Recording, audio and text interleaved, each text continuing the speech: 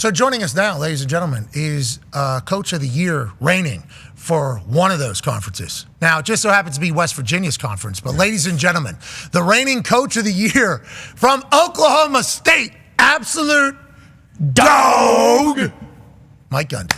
Yeah! What's going on, guys? Coach, thank you for joining us. We were just chit-chatting with Rich Eisen. He asked if you still had the mullet. Obviously, the mullet caused a lot of ripple effects. You do not. I lied right to his face. I thought you had like a more sportier version. The mullet is completely gone, I see. It is gone. I actually cut it the last week in July. My 19-year-old son is not fired up about that. He said that his generation, which are the age we recruit, they wanted the mullet. So I'm in the process of trying to grow it back. Okay. We're looking at about 6 to 8 weeks, Pat. Mullet cut remorse happens to, I think, a lot of people. And we're 2 months out, which is good. That'll be right in the middle.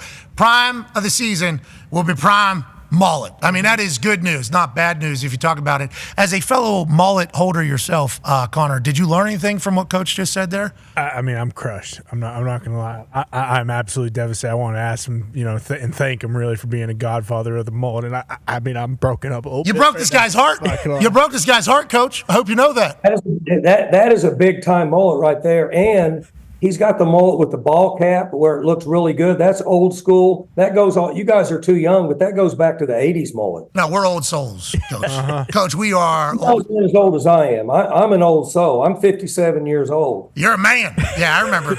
Way past being a man. I wish I was back to being a man. I'm an old man now.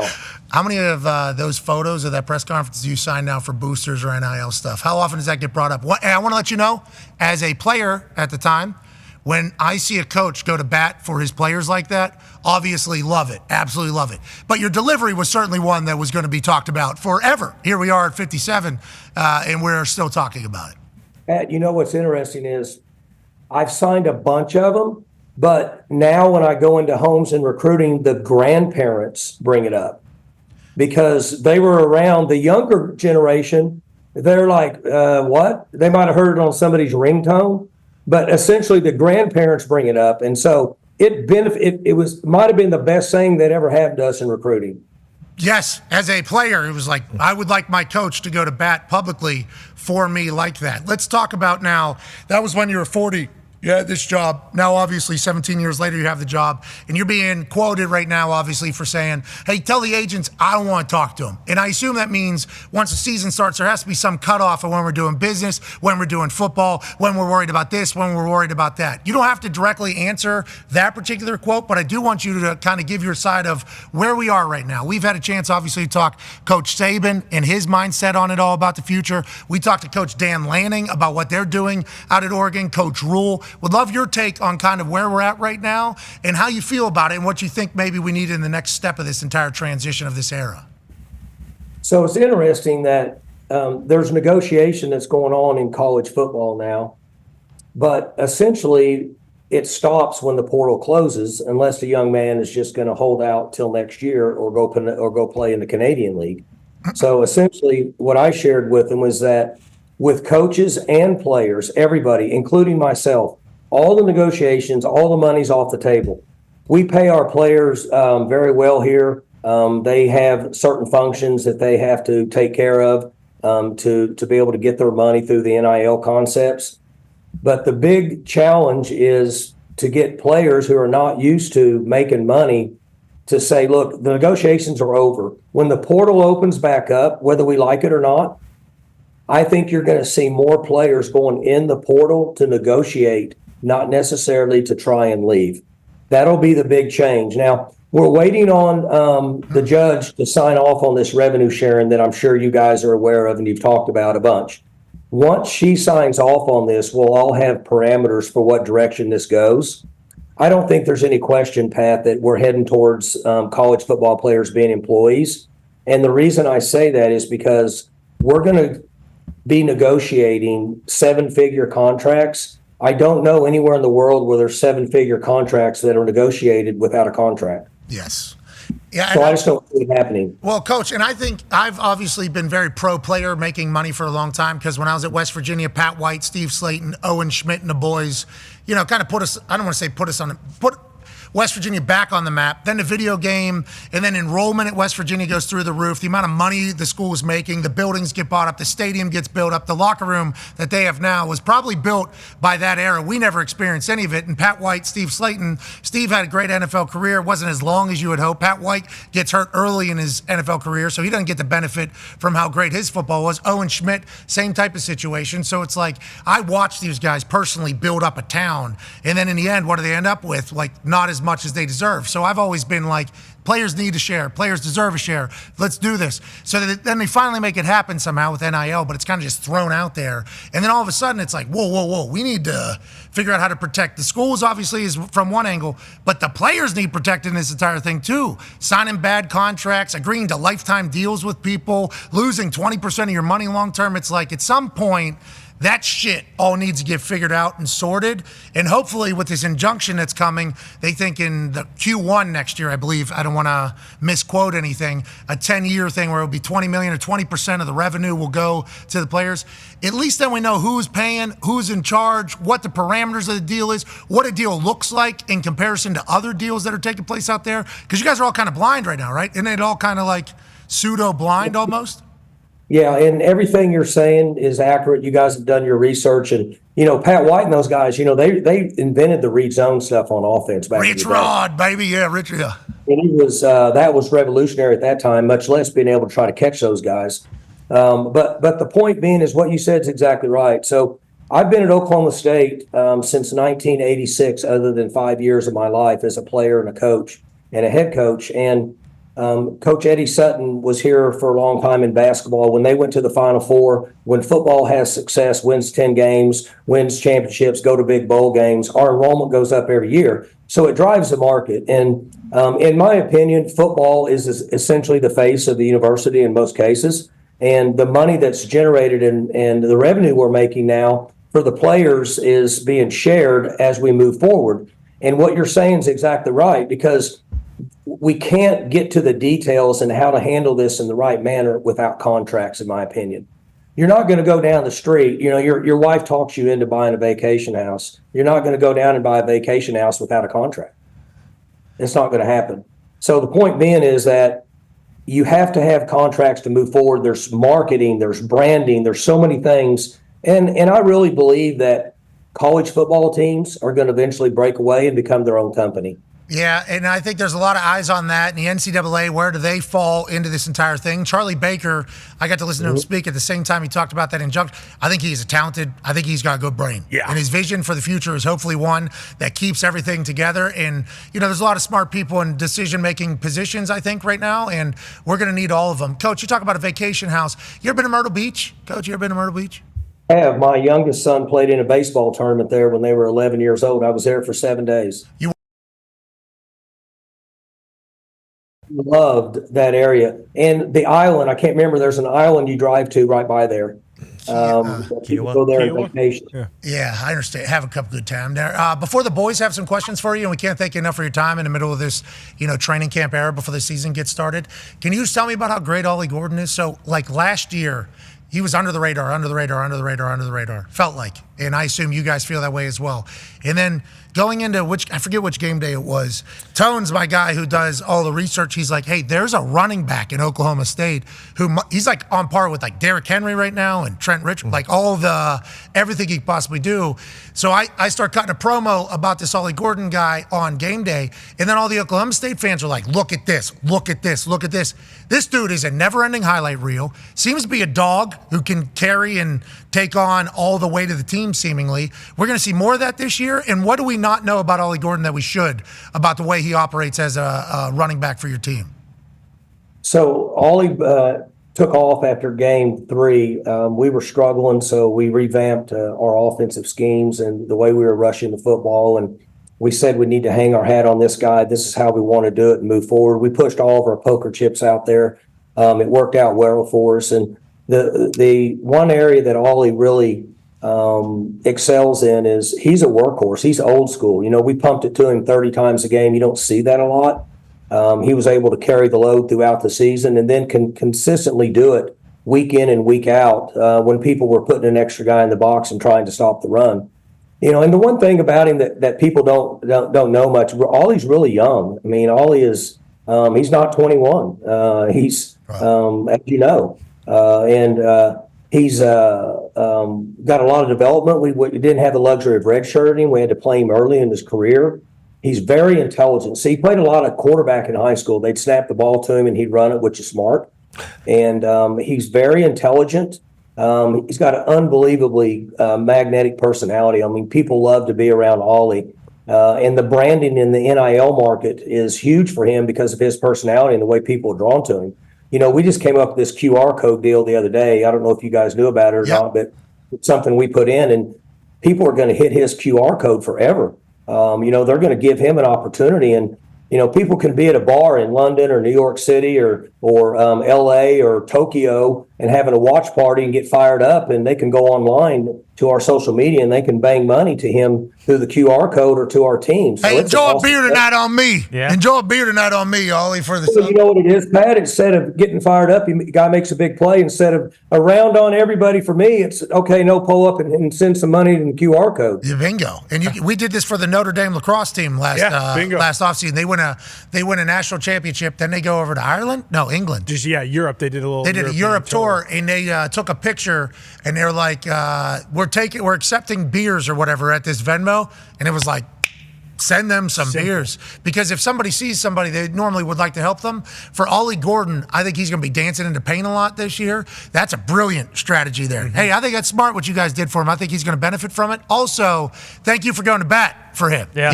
That's a whole nother thing. You go to bat for your players. I think that is a trend that you have certainly showcased, and it is very much noticed. You need to know that from people like me and other players, I think. And they deserve it. One thing that we talk about, I guess maybe I talk about to the team, is that in order to be a good college football player, you have to totally give your body up. In our sport, you have to be willing to say, I'm going to give up my body to play a game. For success, I have to be willing to play with pain all the time and continuously run into people over and over and have total disregard for your body. And players that are willing to do that need to be supported by the fans. Yeah, and you going to bat for those types of players is a cool thing, which is why you've been able to coach at the same place forever. I think your messaging was hilarious. Shit, 2 beers?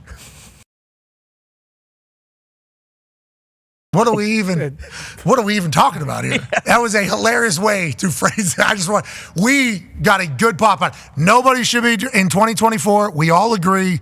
But just you saying, like, me being a human who is flawed as well, viewing another person who does everything right other than this particular situation. What do you want from me? I think it was a cool thing. You stick up for your players. You're awesome. Connor has a question for you. Yeah, Coach, good to hear that the mullet will be back because, that mug sitting behind you, Big Daddy, you are kind of the Big Daddy of the mullet community, if you will. But on those QR codes, how did that kind of come up? How did that become a great idea, of course, but how did it kind of become implemented? And will you also have a QR code on your visor so that when you call a beautiful touchdown to a player that I have in one of my parlays, I can say, damn it, Gundy did it again. Let me send him some money for that vacation house that you were talking about, possibly in Myrtle Beach. Oh, Myrtle House? Huh? Now, that is a great idea for a QR code on a visor. I hadn't thought of that, but to be honest with you, since we're on the Pat McAfee Show and we're not just giving normal coaches talk, which I never give normal coaches talk anyway. That's why I stay in trouble so much. But the point being is we were sitting around in my office with my assistant, Danielle, and our director of business finance, Kenyatta Wright, used to play in the NFL, and now we've hired to be our director of business and finance. And I thought to them, how can we get people across the country to be able to give NIL money for our players and set up them being able to orchestrate things to make the NIL money? If I'm in Los Angeles or London or Tokyo or New York City and I want to give, how can I do it? And we came up with a plan. We said, why don't we have QR codes set up? Smart. Because that way they can do it instantly. And, it's almost, I guess, I kind of thought about a GoFundMe. You see people that are in need and they set up a GoFundMe, and the people in this country come together and they help them. And all of a sudden, if they've had a terrible incident, they have an opportunity to get out of it. So I thought, why don't we set this up for NIL and give the Oklahoma State people a chance that when they're sitting there and they see a player make a great play, they're going to pull that up on social media and bang that money. And so we started working on it about 3 months ago, got social media people, got Chris Deal in our media relations, and he helped us. And we've got it set up. It's going to be in all the bars in town and restaurants. It'll be on the tabletops on game day. Wow. It's wonderful. Smart. That is a very smart Get the move. visor one. And some of those GoFundMe's not legit. Hopefully those get sorted going forward, because this being actually set up through that. And on the website we see you can credit a team member too. Down at the bottom means you can send it directly to the person. I mean, and hopefully that money gets shared with big boys too. I don't know how many offensive lineman QR codes are going to get banged any money, but hopefully the team will certainly share it. This is brilliant. This is brilliant, Coach. Last question here. I know you have to go, and we can't thank you enough for your time. Tone has one about the scheduled opener. Yeah, Coach. We had Coach Rule on a few times, and we talked to him, and he said when he went into Nebraska, he told the AD, do not schedule me any Dakotas, okay? That's the one thing I don't want is any Dakotas. And you scheduled the Dakotas. South Dakota State has won back-to-back national championships at FCS, and they are the number 1 ranked FCS team coming into this season. What does that do for you guys as a week 1 test? I know you have like 20 returning starters, and Alan Bowman might be 35, I'm pretty sure. But how does that go for a test in week 1? So you guys are aware of this, but these schedules were set 8 to 10 years in advance. I know we were not aware of that. I was not aware of that. I did not know it was a decade. I thought like years ahead, obviously, because bureaucracy and shit. But I didn't know it was 10 years. Yeah. 8 to 10 years. These schedules are set in advance, and in fact, I'll get back to the South Dakota State, but in fact, we play Alabama, I think, in 2 years, maybe. And when they came to me with that about 10 years ago, I thought, well, hell, we'll just schedule them. I won't be coaching that long anyway. And that'll be on somebody else's plate. But South Dakota State, guys, they are well coached. They understand. They don't get out of place much. They play hard. What I've shared with the team, and have said it publicly, is this is a team that you have to take the game from them. They're not going to give you the game. They haven't lost in like 10 years. And their point spread's through the roof. So their coaches understand, and people said, well, what do you think they're going to do to you? And I shared with the team and the coaching staff, said, guys, it's been so long since they lost a game, they ain't going to do anything different other than what they're doing. They don't see us. They're not scared of us. In fact, a few years ago, I think the last game they lost, they played Iowa, and Iowa ended up in the top 25 in the country that year, and they lost like 6-3 to Iowa. So these guys, we're aware of them. If we were doing scheduling a year in advance, probably wouldn't have scheduled them. Yeah. Well, you could have said the score, and we would have been able to guess that it was Iowa involved. You would have said 6-3, and we would have been able to figure that out. I think it was 9-3. Okay, yeah, I'm sure. I'm sure. Almost double digits. Another one. Almost double digits. It's close, 6-3, 9-3, that's all the same. No, it might have been 6-2. Shit. I mean, that's Iowa football. There's a chance. But go big, go blue, go Jacks. I got a chance to go out there and for game day. They were out there at South Dakota State for the Dakota Marker game against North Dakota State, who Colorado has week 1. So, I'm excited to kind of see this year how it goes, And you got some additions to the Big 12. You got some losses to the Big 12. Hey, they're saying you guys are about to go, and do it. But, this year, Coach. He's coming on out there. He's doing a good job. He's coaching really well. And they're getting some tough kids. West Virginia forever and ever and ever used to be tough guys. They were old school tough guys. They'd hit you in the face, hit you in the mouth. I knew you were a West Virginia guy, and I know you guys are letting me go, but they're giving me like 2 minutes here before somebody screams. But okay. So here, when I did my research, I had known about you because all of my boys, I've got late 20s, mid 20s, and the 19-year-old, and they all watch your show. What's up, boys? And so they knew that I was coming on, and they said, you need to do this, you need to do this, you need to do this. And so I did my research. And, we have a lot of things in common. You're a multi-sport guy in high school. Okay. You kicked and punted. I kicked and punted in high school. Okay. You did championship wrestling, right? Yep. I wrestled for 9 or 10 years. Okay. College football background, booth commentating, sideline. You've been on College Game Day. I've been on College Game Day. Wow, are we? Now, you won punt, pass, and kick championship. Mm-hmm. I didn't get that accomplished. I dang sure didn't make the Pro Bowl twice, and I have never recovered my own onside kick. Wow. You got all that accomplished. And I tell you, the one thing I liked was you super kicked the war pig, right? Man. man. Coach, I'll tell you what, bro. I mean, from list of humans, didn't. You're top of the list, bud.